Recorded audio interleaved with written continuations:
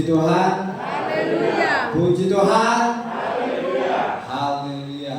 Terpujilah nama Tuhan kita, yaitu Tuhan Yesus Kristus. Amin. Dia sudah menyatakan namanya, nama yang Berkuasa. mulia. Amin. Nama yang mulia. Tidak ada ya satu nama, yaitu hanya nama itu yang paling mulia. Ya. Itulah nama Raja di atas segala raja, yang akan terus ya memberikan ya, segala sesuatu di luar pemikiran kita. Ya. Ya. Semuanya yang terbaik Tuhan berikan kepada kita. Ya. Kita bersyukur ya, karena Dia gembala kita, Dia Raja kita. Terbukti hari ini kita dipelihara, kita masih bisa datang untuk kembali lagi memperingati. Hari ini adalah hari kenaikan Tuhan Yesus datang ke surga. Kembali ya. Kembali Dia pulang ke tempat asalnya ya. Dia kembali ke surga setelah Dia menyelesaikan pekerjaan yang Dia harus kerjakan selama 33 tahun setengah. Selama 30 tahun 3,5 Dia menyelesaikan pekerjaannya. Akhirnya Dia harus kembali ke dalam surga. Dan ketika Dia kembali, maka siapa yang datang? Roh Kudus. Roh Kudus yang datang. Roh Kudus. Kenapa? Kata Tuhan Yesus, lebih baik Dia pergi. Lebih baik Dia pergi. Ketika Tuhan Yesus menyelesaikan pekerjaannya, maka lebih baik Dia pergi. Dia mengerjakan sesuatu pekerjaan yang besar, mati di atas kayu salib, supaya apa? Supaya manusia bisa menjadi bait Allah. Supaya tubuh manusia menjadi bait Allah. Amin. Makanya orang-orang tersebut dibilang lahir baru. Karena fokusnya bukan lagi ya, kepada bangunan, fokusnya kepada ya, Roh Kudus yang ada dalam diri manusia. Itu yang terjadi.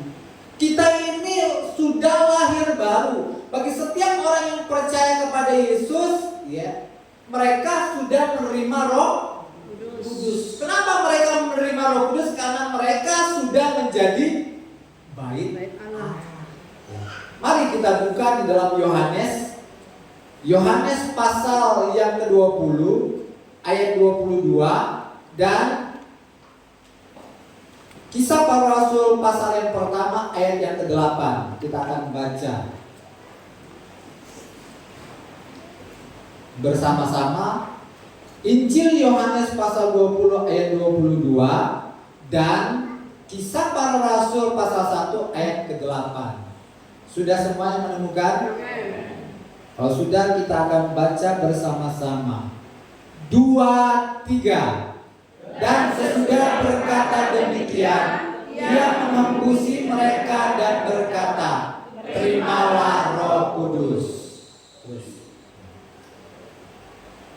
2, 3. Tetapi kamu akan menerima kuasa kalau Roh Kudus turun ke atas kamu, dan kamu akan menjadi saksiku di Yerusalem, di seluruh Yudea dan Samaria dan sampai ke ujung bumi. Puji Tuhan. Silakan duduk. Ya. Di Injil Yohanes, ketika pertama kali Tuhan menampakkan diri kepada para murid-murid yang sedang berkumpul di dalam rumah, ketika rumah itu ditutup rapat-rapat, dikunci, ya.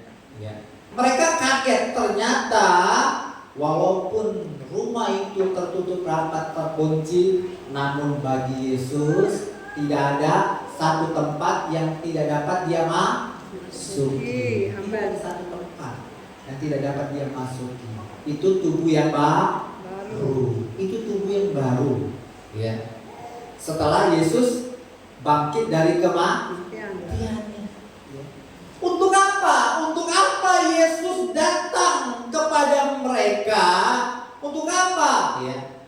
Supaya mereka, pertama, supaya mereka tidak lagi tidak lagi sedih atas kepergian Yesus, ya. Dia menampakkan diri bahwa aku datang kepadamu. Akulah orang yang pertama kali yang bangkit dari antara orang mati tanpa didoakan oleh siapapun. Akulah kebangkitan itu sendiri. Aku bangkit. Gak ada satupun nabi, gak ada pun satu manusia bisa membangkitkan dirinya. Hanya Tuhan Yesus Kristus saja yang bisa membangkitkan dirinya.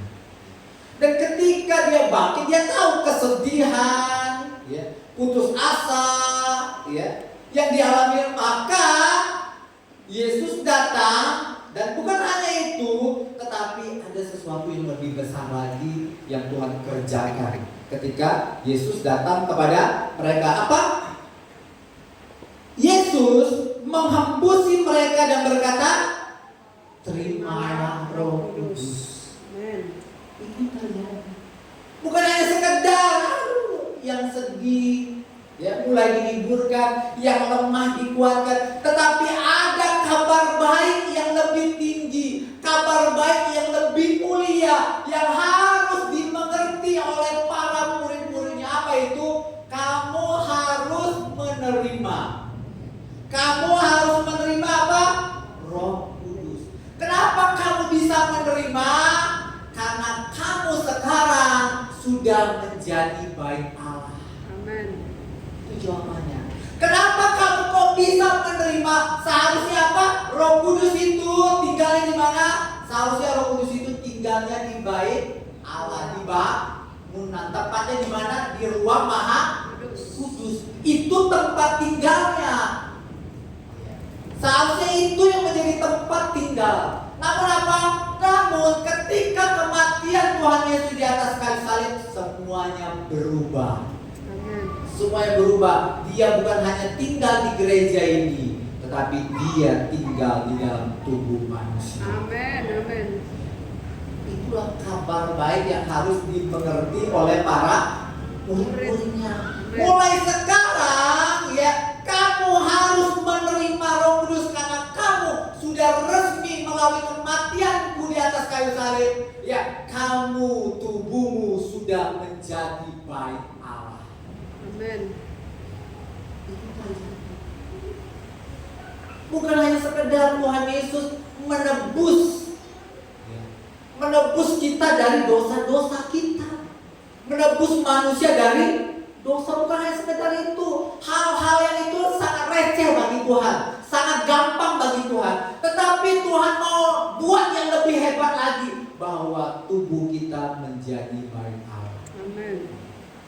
Kalau zaman dulu, ya, kalau untuk orang mau bertemu dengan Allah ada syaratnya. Ada syaratnya, harus suci. Kalau tidak suci, orang yang bertemu dengan Allah pasti mati. Zaman sekarang, walaupun Roh Kudus sudah ada dalam hidup kita, seringkali kita masih berdosa, kan? Mati nggak kita? Nggak mati kan? Itu terjadi. Itulah namanya kasih karunia. Amin. Ya. Itu kenapa? Karena pekerjaan Tuhan Yesus mati atas kayu salib. Kalau hanya pekerjaan darah kambing, lembu, burung terukur, ya. Kalau hanya pencurahan darah itu, maka apa? Setiap orang yang tidak suci bertemu dengan Tuhan pasti mati. Kenapa? Karena darah yang harus dicurahkan adalah darah binatang, darah recehan. Darah binatang itu apa hebatnya darah binatang itu? Tapi karena kasihnya Tuhan kepada manusia, ya, biarlah melalui darah ini adalah suatu peringatan atau suatu nubuatan terjadi bahwa Yesus akan turun ke dalam dunia. Makanya apa? Ya, melalui darah binatang itu, maka Tuhan tuntut yang namanya, ya, kesucian. Makanya para imam-imam itu yang bertemu dengan Tuhan itu sangat takut. Mereka kalau tidak suci, dia akan meninggal di dalam ruangan Maha Kudus. Itu terjadi. Ya. tapi bersyukur, puji Tuhan, ya. Oleh karena kematian Tuhan Yesus Kristus dan dia telah bangkit, dan ketika dia bangkit dia menemuinya, maka dia mengajarkan kepada para murid-muridnya bahwa hari ini aku datang kepadamu membawa kabar yang lebih baik lagi. Amin. Yaitu kabar hari ini, ya, engkau bukan hanya sekedar menjadi bait Allah sejak, tapi hari ini juga Roh Kudus diam di dalam para murid-muridnya. Amin. Amin. Kalau Roh Kudus diam di dalam para murid-muridnya, Roh Kudus juga berarti diam di dalam kita. Amin. Dia diam di dalam kita. Dan ketika pertama kali Yesus mengajar kepada mereka bahwa mereka sudah menerima Roh Kudus, maka ya, Tuhan Yesus mengingatkan kembali dalam Kisah Para Rasul pasal yang pertama ayat ke-8 dikatakan apa? Tetapi kamu akan menerima kuasa kalau Roh Kudus turun ke atas kamu. Ketika murid-muridnya berapa hari yang lalu telah mendengar kabar bahwa mereka sudah menerima Roh Kudus, maka Tuhan Yesus melanjutkan lagi pengajarannya. Setiap orang yang menerima Roh Kudus, setiap orang yang telah menerima Roh Kudus turun ke atas dirinya, ke atas kita, maka apa? Maka Tuhan Yesus mengajarkan orang itu bukan hanya menerima Roh Kudus, tetapi menerima kuasa. Amin.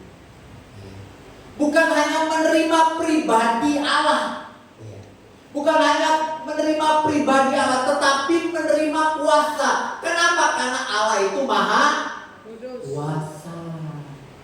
Karena Allah itu maha kuasa, maka pasti dia memberikan kuasa. Kalau Allah itu tidak maha kuasa, mana mungkin dia bisa berikan kuasa? Mana mungkin dia bisa berikan kuasa? Karena Allah itu bersifat maha kuasa, maka dia pasti memberikan kepada orang-orang yang telah menerima Roh Kudus itu, menerima juga kuasa. Amin. Itulah yang dijanjikan. Itulah yang dijanjikan oleh Tuhan Yesus sebelum dia terangkat ke sorga, alias sebelum dia pulang kembali lagi ke rumahnya di surga. Dia menjanjikan apa yang didengar dari Bapa. Apa yang didengar dari Bapa? Bahwa kamu bukan hanya menerima Roh Kudus, anak-anakku. Kamu murid-muridku bukan hanya menerima Roh Kudus, tetapi juga dijanjikan kuasa. Karena Allah itu maha kuasa. Itu yang terjadi. Kenapa? Karena manusia itu perlu kuasa. Amin. Karena manusia itu perlu kuasa. Kalau manusia tidak punya kuasa, maka sulit manusia itu melakukan sesuatu. Amin. Apalagi yang dikerjakan adalah perkara yang mustahil. Kalau perkara yang tidak mustahil, kita tidak butuh kuasa Tuhan. Tidak butuh kuasa Tuhan. Kalau kita hanya sekedar mengangkat barbel atau beban 1 kilo, nggak perlu lagi kita berdoa lama-lama minta Tuhan memampukan kita angkat beban 1 kilo, betul? Nggak perlu. Itu yang terjadi. Kita perlu kuasa. Kenapa? Terlalu berat masalah, beban hidup yang harus kita lewati dari hari ke hari. Terlalu berat masalah, terlebih lagi terlalu berat musuh yang harus kita hadapi, yaitu iblis. Terlalu berat. Tidak ada satupun manusia yang bisa mengalahkan iblis, karena iblis juga punya kuasa. Karena iblis juga punya kuasa. Itu yang terjadi. maka manusia tidak akan mampu. Bertahan aja nggak mampu. Itu terjadi. Bertahan aja nggak mampu, pasti dia akan kalah. Kalau orang itu kalah, pasti orang itu akan menjadi budak. Budaknya iblis, budaknya dosa.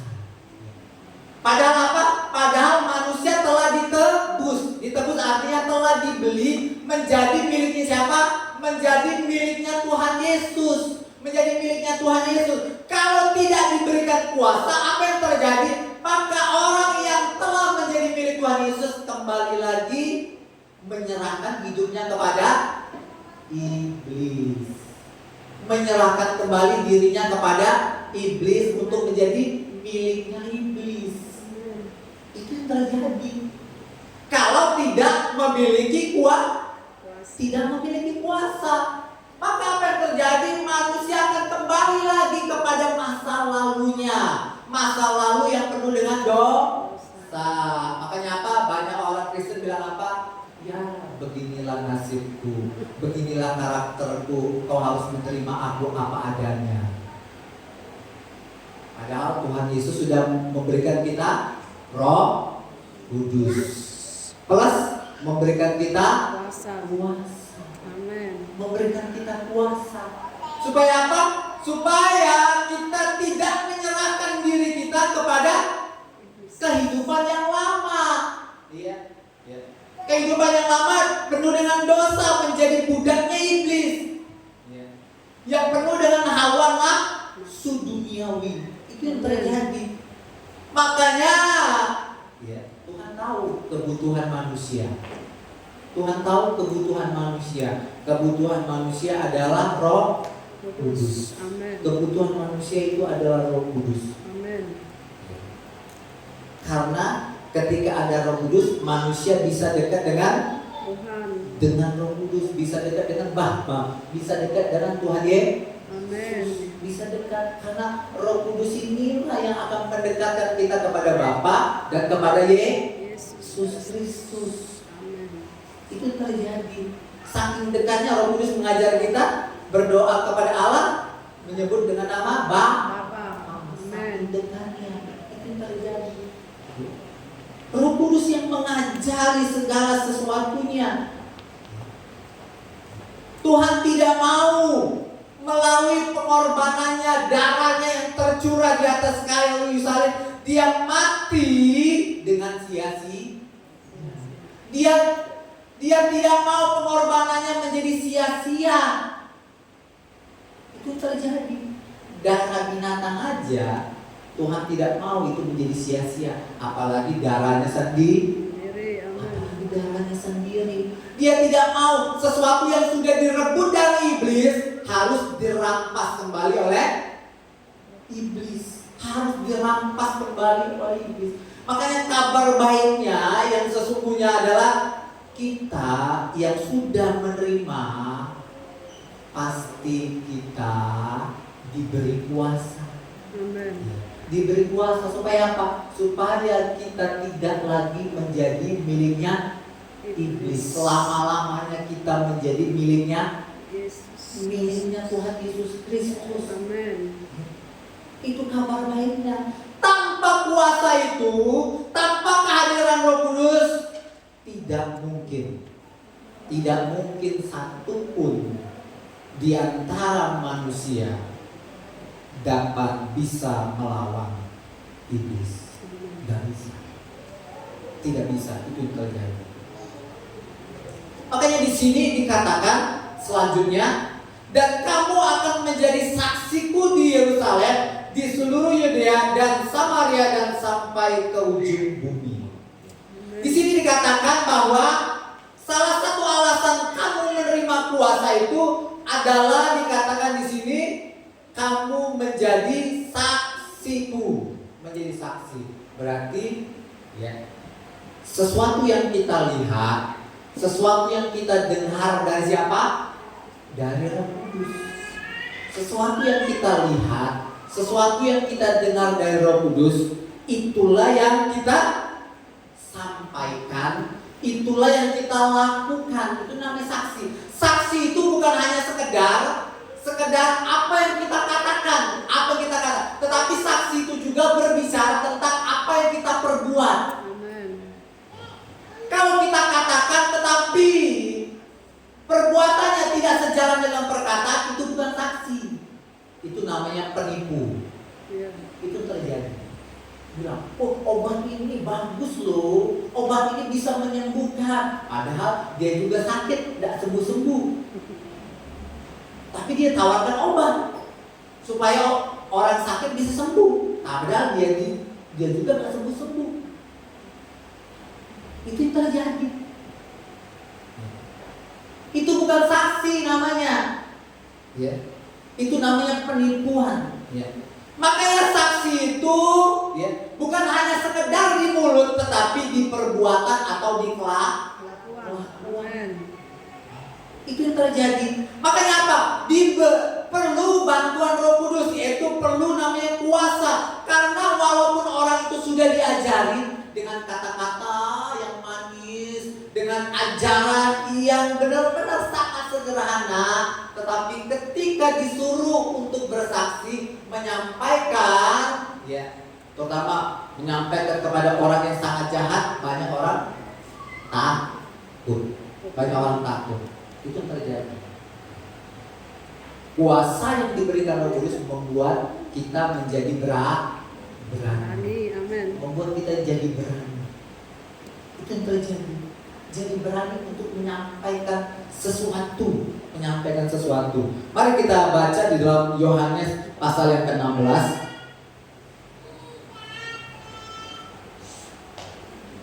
Yohanes pasal yang ke-16. Saya akan baca dari ayat 12. Yohanes pasal 16 ayat ke-12. Masih banyak hal yang harus kukatakan kepadamu, tetapi sekarang kamu belum dapat menanggungnya. Banyak sekali hal-hal yang tidak kita ketahui. Tetapi karena pertolongan Roh Kudus, ya, itu membuat kita satu demi satu akan terus menerima pewahyuan yang baru. Ayat 13. Tetapi apabila ia datang, siapa itu? Yaitu Roh kebenaran, yaitu Roh Kudus. Ia akan memimpin kamu ke dalam seluruh kebenaran, sebab ia tidak akan berkata-kata dari dirinya sendiri. Ingat, Roh Kudus, ya, yang menyampaikan pesan itu kepada kita, dia tidak berkata-kata melalui dirinya sendiri. Ingat, ya. Tetapi segala sesuatu yang didengarnya, itulah yang akan dikatakannya, dan ia akan memberitakan kepadamu hal-hal yang akan datang. Apa yang didengar oleh Bapa, ya, ketika Roh Kudus mendengar pesan dari Bapa, pesan dari Yesus untuk disampaikan kepada kita, dia sampaikan melalui siapa? Melalui Roh Kudus. Melalui Roh Kudus yang tinggal di dalam hidup kita. Bahkan apa? Pesan-pesan yang akan datang, sesuatu apa yang terjadi, walaupun kita tidak tahu, Tuhan dapat menyampaikan pesan itu melalui Roh Kudus, yaitu pesan-pesan yang akan datang, apa yang akan terjadi. Itu yang terjadi. Ayat 14. Ia akan memuliakan aku, sebab ia akan memberitakan kepadamu apa yang diterimanya daripadaku. Ya. Itu ya.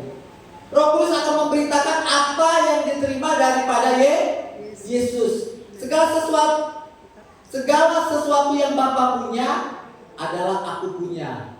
Sebab itu aku berkata, ia akan memberitakan kepadamu apa yang diterimanya daripadaku. Amen.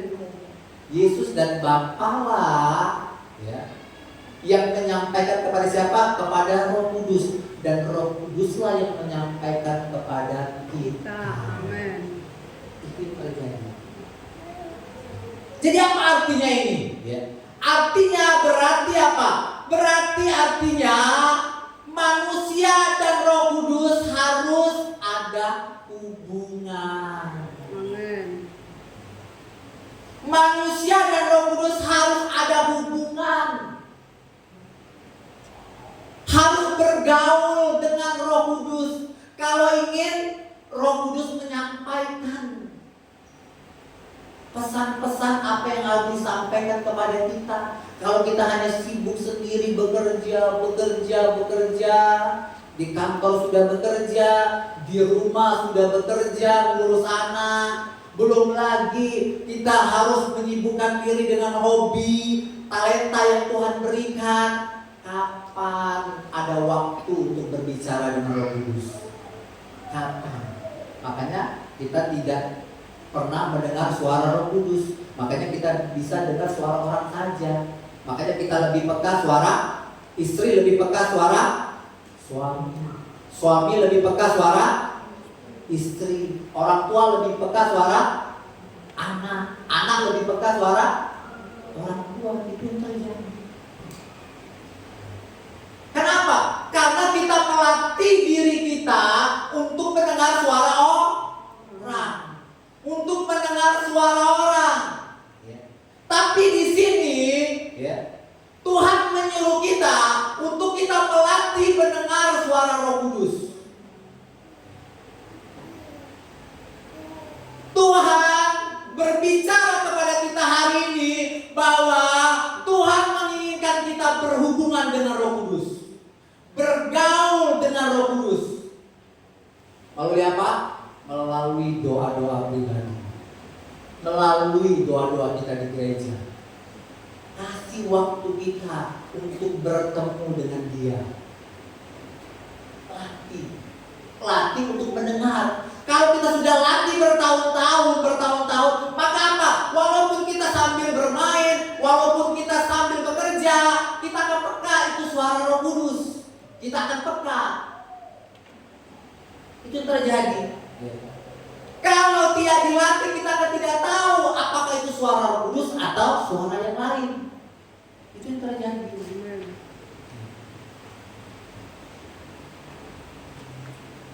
Ingat, Roh Kudus memberi kita kuasa supaya kita menjadi saksi. Berarti apa? Roh Kudus memberi kita kuasa supaya apa? Supaya kita bisa berhubungan dengan Roh Kudus. Amin. Itu awal. Artinya apa? Roh Kudus memberi kita kuasa supaya apa? Kita mampu setiap hari berdoa. Amin. Bukan sekedar doa makan bapak-bapak ibu-ibu, bukan hanya sekedar doa bangun tidur, doa apa lagi? Doa mau tidur, atau doa mau pergi kerja, bukan hanya itu. Tapi Tuhan menyuruh kita kasih waktu kita yang terbaik. Kasih waktu. Itu terjadi. Ingat, kita sudah menerima Roh Kudus. Kita sudah menerima Roh Kudus. Dan Roh Kudus itu akan memberi kita kuasa kalau apa? Kalau kita mau memberi waktu untuk Tuhan.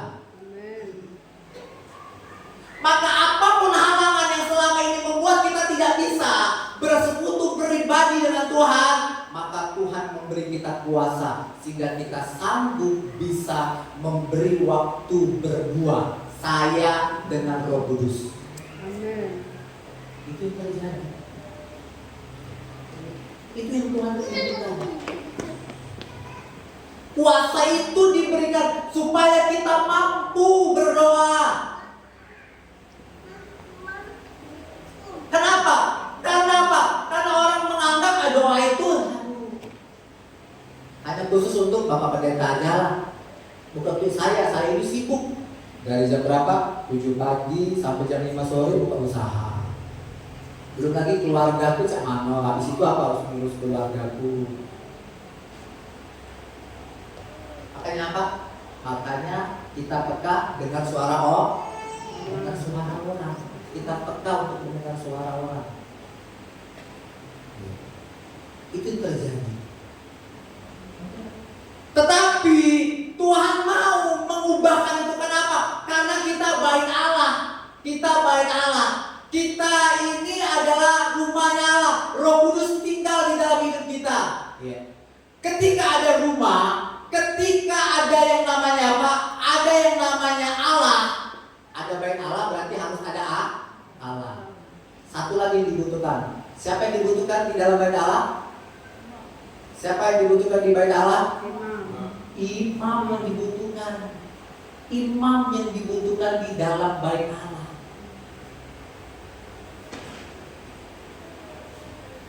Oke, Tuhan mau. Apakah kita mau jadi imam? Imam itu bukan khusus untuk bapak, ibu-ibu, pemuda remaja juga imam. Amin. Dalam rumah tangga memang bapak imam, tapi untuk semua orang percaya dia adalah imam. Amin. Amin. Yang Tuhan butuhkan imam. Karena apa? Imam itu ya tugasnya apa? Menjadi pendoa. Satu. Tugas imam menjadi penyembah. Dua. Tugas imam menjadi pemuji. Tugas Allah menjadi pendamai. Amin. Itu terjadi. Tugas imam itu hanya dekat dengan siapa? Hanya dekat dengan Allah. Karena hanya dekat dengan Allah lah kunci keberhasilan yang sesungguhnya. Amin. Kunci keberhasilan yang sesungguhnya. Kunci kesuksesan yang sesungguhnya. Itu yang terjadi. Tuhan mau perubahan besar terjadi dari apa? Kita mengerti lebih dahulu siapakah diri kita di mata Tuhan. Siapakah diri kita di mata Tuhan? Kita adalah imam. Kita adalah imam. Berarti saya, tugas saya bukan berdoa. Saya adalah pendoa, pemuji, penyembah yang selalu dekat dengan Roh Kudus. Amin. Yang selalu bertanya, imam itu selalu bertanya. Bertanya apa yang kau akan lakukan? Apa? Ada masalah selalu bertanya dan bertanya. Ketika mengambil keputusan bertanya apakah benar? Apa yang akan kuputuskan itu? Melatih diri. Itu yang terjadi. Amin.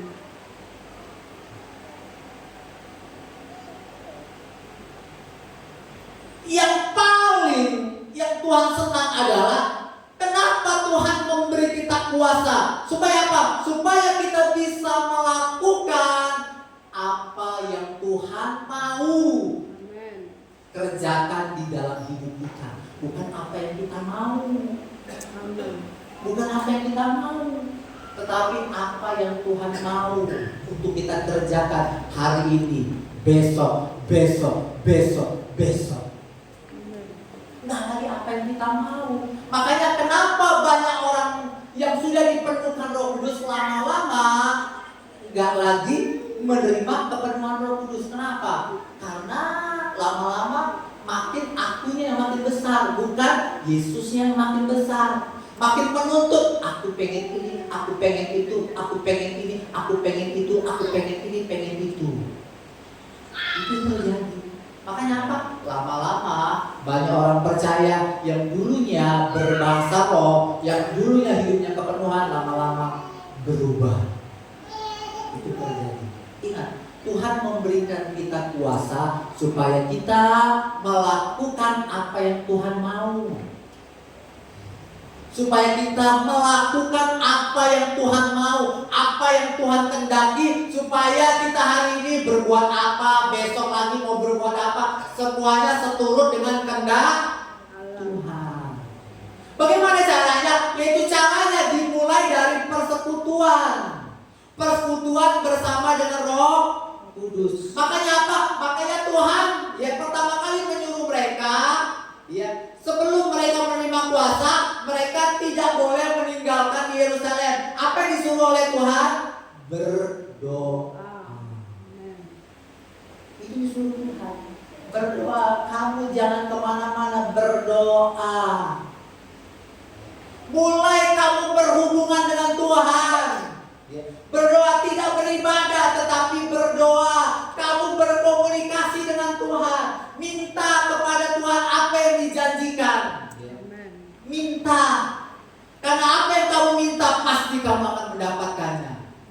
Asal kita percaya. Itu terjadi.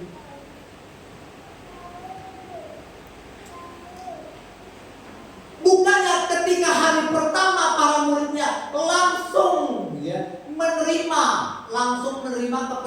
Roh Kudus. Ya. Tetapi di hari terakhir, di hari keberapa?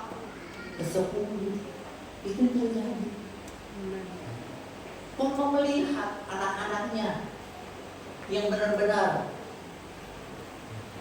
dia benar-benar mengerti bahwa apa kebutuhan mereka ketika ditinggalkan oleh Yesus, kebutuhan mereka adalah Roh Kudus. Makanya mereka, para muridnya bisa memperlakukan Yesus sama, ya, memperlakukan Roh Kudus sama seperti memperlakukan Yesus. Dulu mereka sangat mengidolakan Yesus. Ketika Yesus pergi, Roh Kudus datang, mereka sangat mengidolakan Roh Kudus. Itu terjadi. Mereka sama-sama memperlakukan baik kepada Yesus maupun kepada Roh Kudus, karena mereka pribadi yang sama. Tapi satu terlihat, satu tidak bisa terlihat. Itu terjadi. Walaupun mereka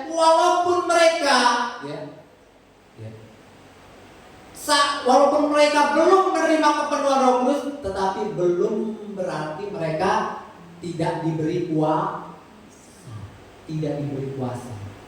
Kenapa? Buktinya apa? Setelah mereka menunggu sampai 10 hari, mereka tetap setia. Mereka tetap setia. Itu menandakan apa? Menandakan Roh Kudus sudah memberi mereka kuasa sehingga mereka setia dan rajin. Jangan kita artikan bahwa kuasa itu selalu identik dengan perkara yang besar. Tetapi kuasa itu, ya, jangan kita salah artikan. Hal-hal kecil berarti itu bukan kuasa. Ingat, setia itu perkara yang sangat besar. Setia. Walaupun mereka menunggu hari ini besok kok nggak dapat ya, nggak dapat, tapi mereka tetap setia. Berarti apa? Mereka sudah menerima kuasa, walaupun mereka belum dipenuhkan, belum menerima karunia berbahasa roh. Macam-macam bentuk kuasa Tuhan, manifestasi kuasa Tuhan itu bermacam-macam. Bermacam-macam, ya. Tuhan mau terus kita menikmati, setiap hari menikmati kuasa Tuhan melalui apa? Melalui hubungan dengan Tuhan. Enggak cukup kita beribadah di gereja, tetapi setiap hari memberi waktu sehingga apa? Sehingga setiap hari kita akan lihat, loh, walaupun banyak masalah, banyak rintangan, tapi aku kok nggak mau berhenti berdoa ya. Nah, ketika kita sadar hal itu terjadi, loh, banyak masalah, ketiban banyak berkat, makin banyak berkat, loh, aku kok tidak meninggalkan Tuhan ya, aku kok malah tambah rajin berdoa ya. Nah, ketika itu kita nikmati, berarti kuasa Allah. Kuasa Allah itu bertambah-tambah dalam hidup kita.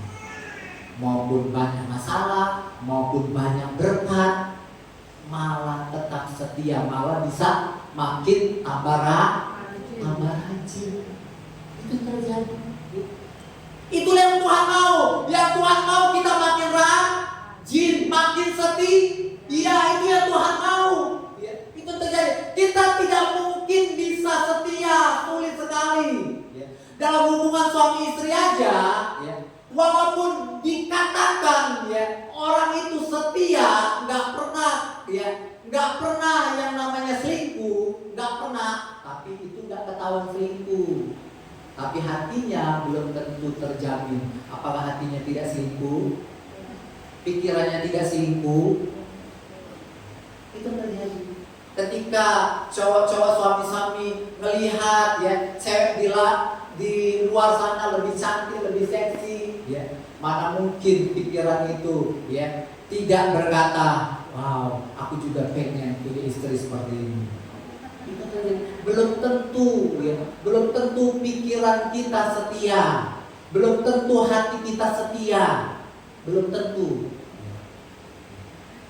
Memang secara kasat mata dia setia, namun apa? Namun pikirannya tidak setia.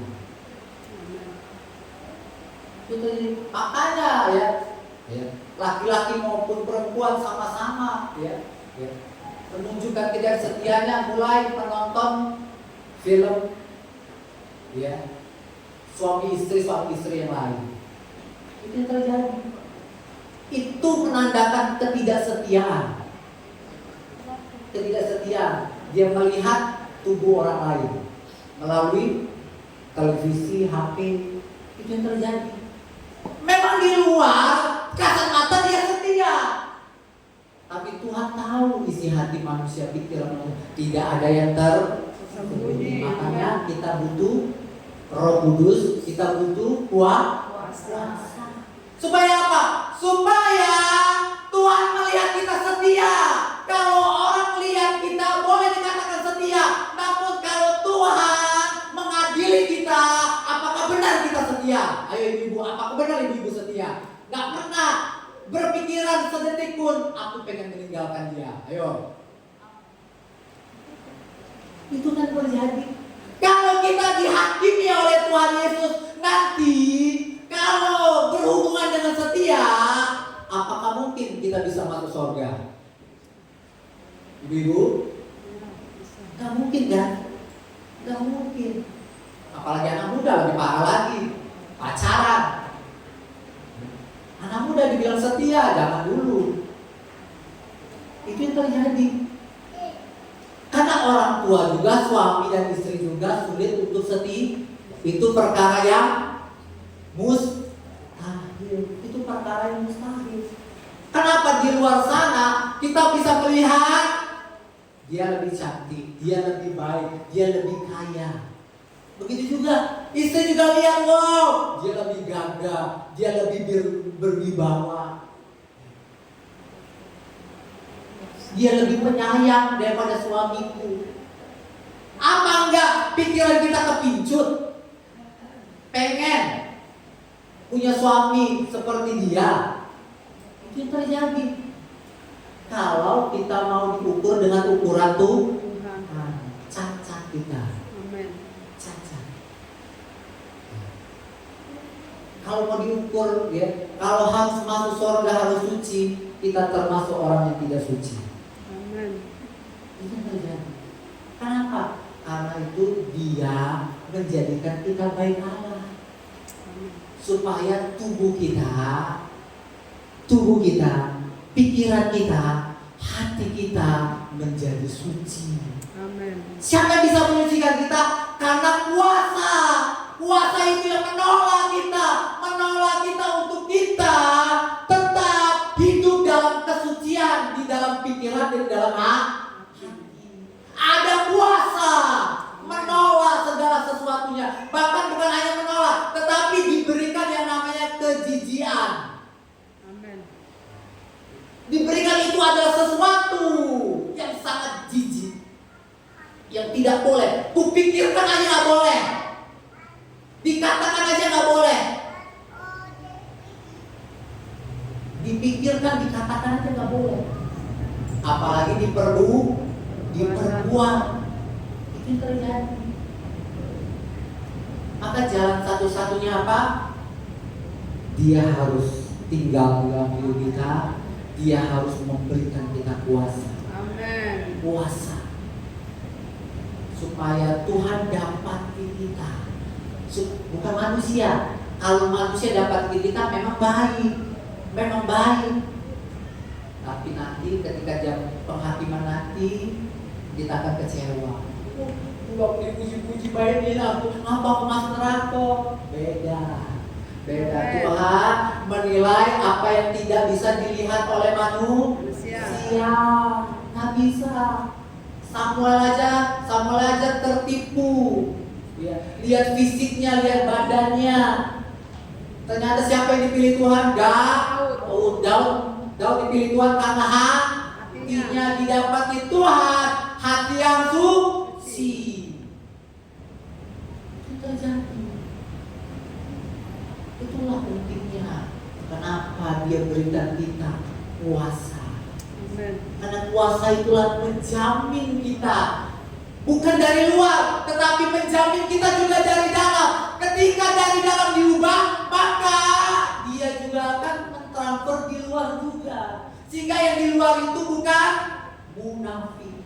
Amin. Di luar itu bukan munafik. Woi, dia ngomong, istri ngomong sama kamu, saya enggak sama aku, sayang. Hanya aku lah cinta satu-satunya. Iya, kamu lah cinta satu-satunya. Kalau ditanya betul. Tapi dalam pikiran, dalam hatinya belum tentu. Itu terjadi apalagi menghadapi masalah yang besar. Itu terjadi. Banyak orang tidak setia. Banyak orang bernyanyi, pulangkan saja aku. Itu terjadi, tidak setia. Orang dunia bilang, ya bagus kau lakukan itu, jadi pelajaran buat dia. Tapi belum tentu di mata Tuhan, ibu-ibu. Belum tentu di mata Tuhan, bapak-bapak. Belum tentu itu tidak setia, karena kita sudah mengikat perjanjian dengan Tuhan. Walaupun senang, walaupun susah, aku tetap setia. Itu janji. Janji kita di pernikahan.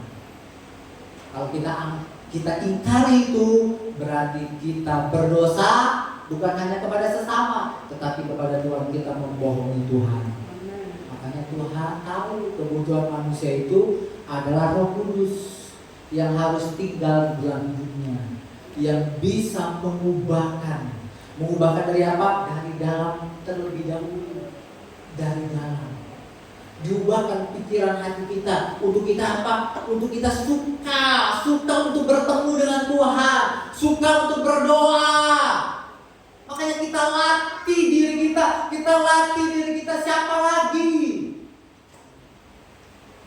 Siapa lagi? Tuhan sudah memberikan Roh Kudus kepada kita untuk menemani kita. Tinggal kita meresponi apa yang sudah diberikan kepada kita. Itu terjadi, latih diri, latih. Ya, walaupun awal-awalnya 10 menit, 15 menit, lama-lama itu akan bertambah-tambah. Asal apa? Asal kita minta dengan sungguh-sungguh, Tuhan, aku mau menerima kuasa. Tujuan kuasa itu supaya aku bisa melakukan apa yang Tuhan kehendaki, bukan apa yang aku kehendaki. Itu terjadi. Ingat, bukan apa yang aku sukai, tetapi apa yang Tuhan sukai. Kalau kita makin rajin datang kepada Tuhan, itu yang Tuhan suka. Itu terjadi. Makanya apa? Ketika kita makin sering bertemu dengan Tuhan, makin banyak pengalaman Roh Kudus berbicara kepada kita. Ya. Roh Kudus berbicara kepada kita, sehingga apa? Kita tahu apa yang harus dibicarakan kepada anak kita, terutama orang tua. Terjadi. Memang kalau menurut kepintaran kita, kita menyampaikan harusnya A, nggak boleh Z. Tapi seringkali ketika kita menyampaikan perkataan itu, seringkali kita melihat walaupun perkataan itu selalu baik, anak itu sulit sekali berubah. Betul? Tetapi kalau kita berhubungan dengan Roh Kudus, ya, dan Roh Kudus itu memberi kita kuasa, dan Roh Kudus memberitahu kepada kita apa yang harus disampaikan kepada anak kita, maka walaupun hanya satu kali anak itu mendengar, maka anak itu akan menerima Roh Kudus. Anak itu akan mengalami kuasa Tuhan. Kenapa? Ucapan yang kita ucapkan itu ucapan yang penuh kuasa. Kenapa? Roh Kudus yang menyuruh kita. Kalau Roh Kudus menyuruh kita, berarti apa? Roh Kudus juga memperlengkapi mulut kita, kata-kata kita dengan kuasa, sehingga ada perubahan terjadi. Itu yang terjadi. Makanya penting sekali kali kita menyampaikan apa yang disuruh oleh Tuhan melalui Roh Kudus. Melalui Roh Kudus. Untuk dapat kita menyampaikan harus dimulai dengan komunikasi. Komunikasi. Semakin sering kita berkomunikasi, semakin besar kuasa itu yang Tuhan percayakan kepada kita. Kenapa? Kuasa itu kita pakai untuk melakukan apa yang Tuhan mau. Apa yang kita mau. Oh Tuhan, aku minta Tuhan kekuatanmu, kepintaranmu Tuhan, kuasamu, supaya usahaku makin diberkati Tuhan. Minta dulu, apakah itu kehendak Roh Kudus? Tanya dulu. Tanya dulu.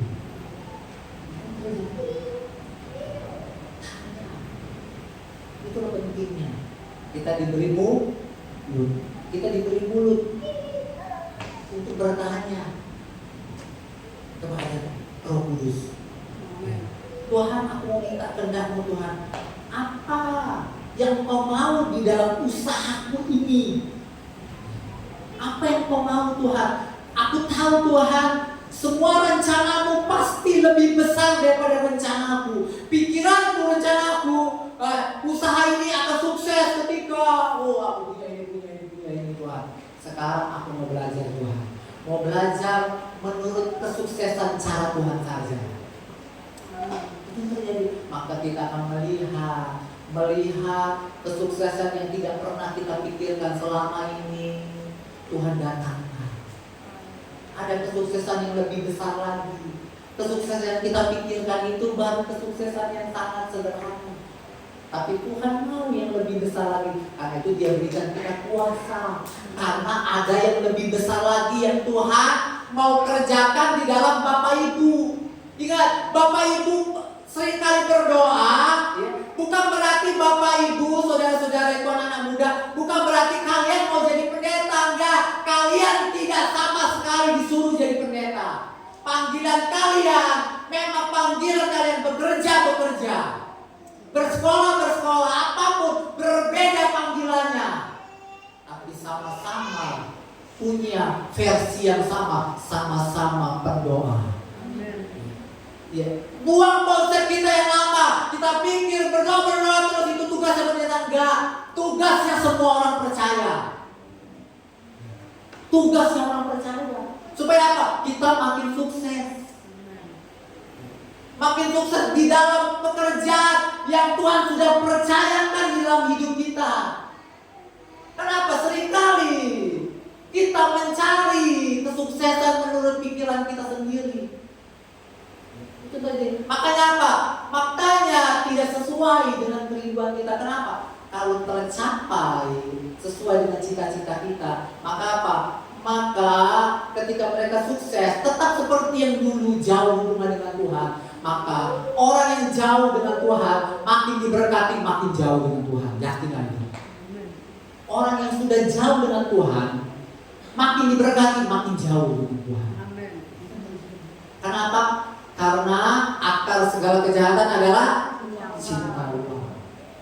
Itu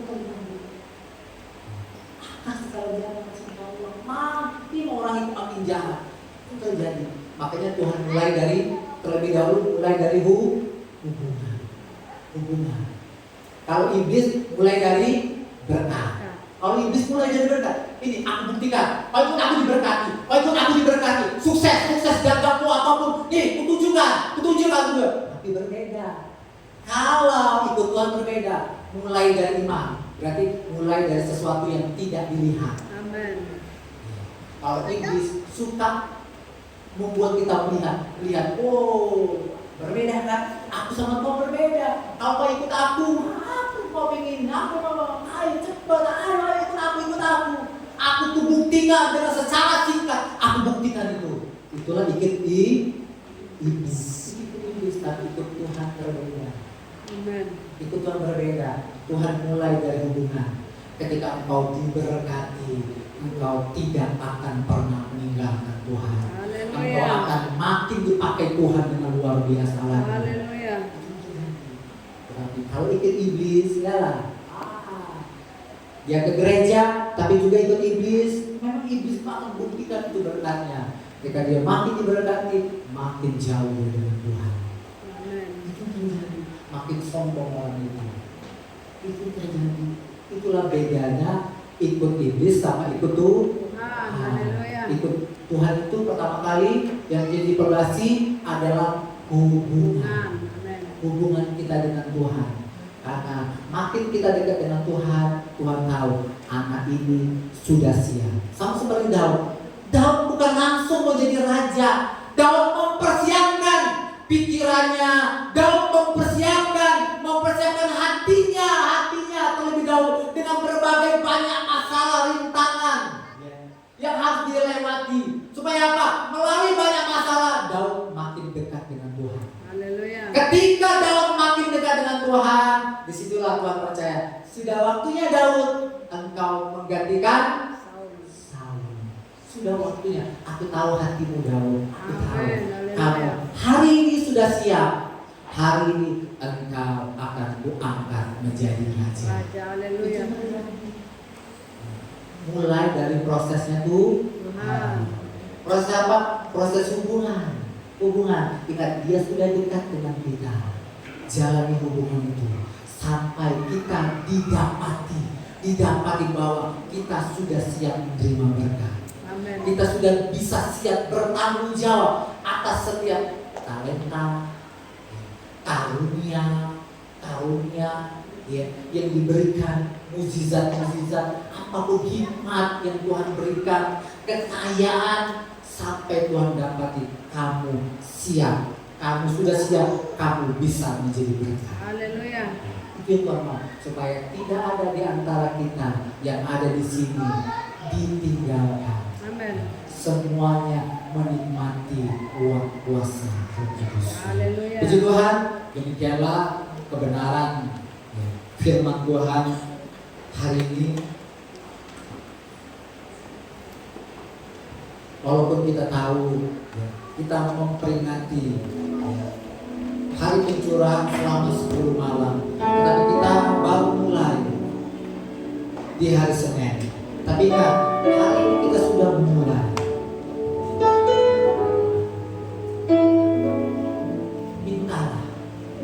Mintalah kepada Roh Kudus, mintalah kepada Tuhan Yesus,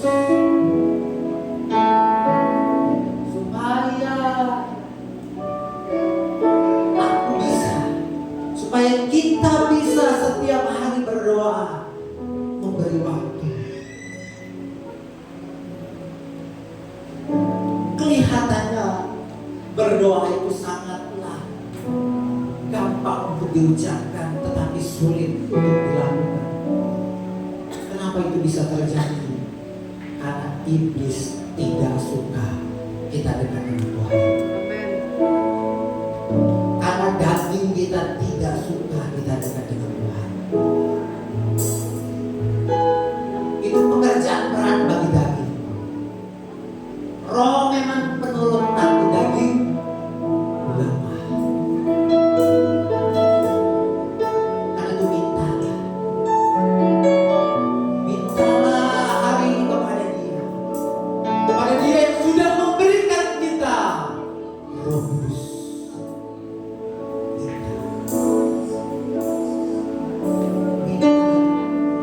Supaya hari ini, besok, dan seterusnya saya bisa setiap hari berdoa, setiap hari bisa membaca Alkitab, setiap hari bisa memuji dan menyembah Tuhan. Amen.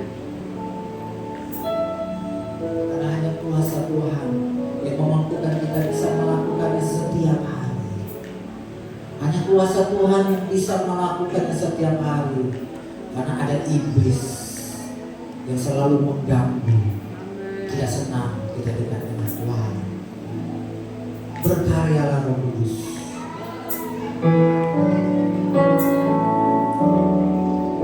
Berkaryalah Roh Kudus.